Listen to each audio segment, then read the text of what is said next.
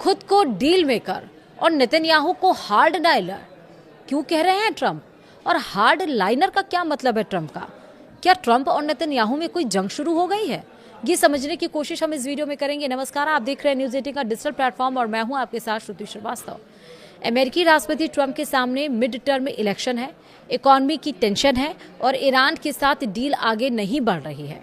इसलिए जब उन्होंने लेबनान पर हमला करने जा रहे नेतन्याहू को फोन लगाया तो आपा खो बैठे और उन्हें खूब डांटा। लेकिन क्या ये सचमुच में ट्रंप का गुस्सा है या फिर स्ट्रैटेजिक डिफरेंस? ये समझेंगे विस्तार से। तुम्हारा दिमाग खराब हो चुका है? अगर मैं ना होता तो तुम अब तक जेल में होते।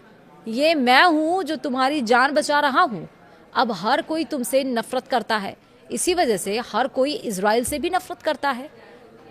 ये दुनिया के सबसे ताकतवर देश के राष्ट्राध्यक्ष की भाषा तो कतई नहीं है। तो फिर क्या हुआ कि ट्रंप अपने सबसे करीबी साथी इजराइल के प्रधानमंत्री बेंजामिन नेतन्याहू पर इस तरह बिफर गए और उन्हें इस तरह सुना डाला? हैरान करने वाले ये जुमले अमेरिकी राष्ट्रपति ट्रंप के हैं, जो उन्होंने फोन इजरायली प्रधानमंत्री बेंजामिन नेतन्याहू को बेहद गुस्से में कहे। इस टकराव का खुलासा अमेरिकी वेबसाइट एक्सियोस ने अपनी एक एक्सक्लूसिव रिपोर्ट में की। तो क्या अमेरिकी राष्ट्रपति सचमुच इजरायली प्रधानमंत्री से नाराज हैं? ट्रंप और नेतन्याहू के बीच टकराव मुख्य रूप से ईरान डील और लेबनान हिजबुल्लाह पर है। यह कोई पुराना व्यक्तिगत झगड़ा नहीं, बल्कि ईरान इजराइल यूएस टेंशन के बीच का स्ट्रैटेजिक डिफरेंस है।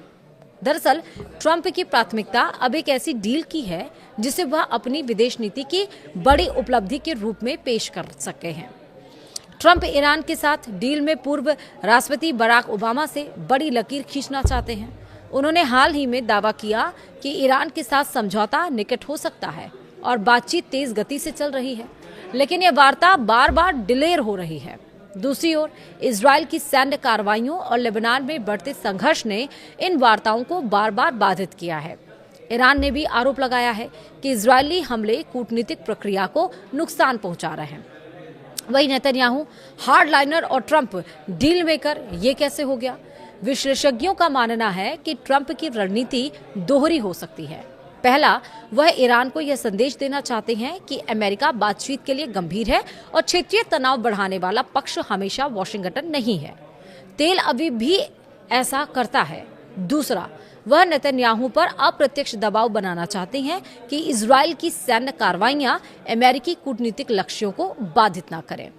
कुछ विशेषज्ञों का तर्क है कि यदि ट्रंप को लगता है कि समझौता उनकी राजनीतिक जीत साबित हो सकता है, तो वह नेतन्याहू को कठोर नेता की छवि में दिखाकर खुद को डील मेकर के रूप में प्रस्तुत कर सकते हैं।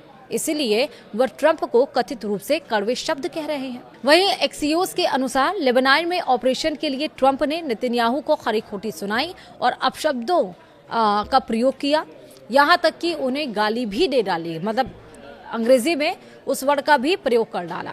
ट्रंप इजराइल द्वारा लेबनान में शुरू की जा रही सैन्य कार्रवाई से बेहद खफा थे, खासकर बेरूत पर हमले की योजना से। इजराइल का ये कदम ट्रंप की ईरान के साथ चल रही डिप्लोमेसी को बर्बाद कर सकती थी। ये गुस्सा इसलिए है क्योंकि ईरान ने साफ तौर पर कह दिया है कि लेबनान में युद्ध नहीं होगा, लेबनान में पीस डील होगी, तभी यहाँ पर सीज फायर डील होगी, वरना नहीं होगी। और इजराइल नेतन्याहू है कि वो मानने के लिए तैयार नहीं है। लगातार लेबनान में गोले दागे जा रहे, स्ट्रैटेजी बनाई जा रही है। अब आपा नहीं खोएंगे ट्रंप तो क्या करेंगे? सोचा था कि भाई हटा देंगे पेशकियान को और उसके बाद से वहां पर सत्ता अपने हाथों में ले लेंगे, लेकिन उनके उलट हुआ और अब डील करने के लिए ईरान आगे आ रहा है, लेकिन अपने शर्तों के साथ। वीडियो में कमेंट जरूर करिएगा। वीडियो में इतना ही। नमस्कार।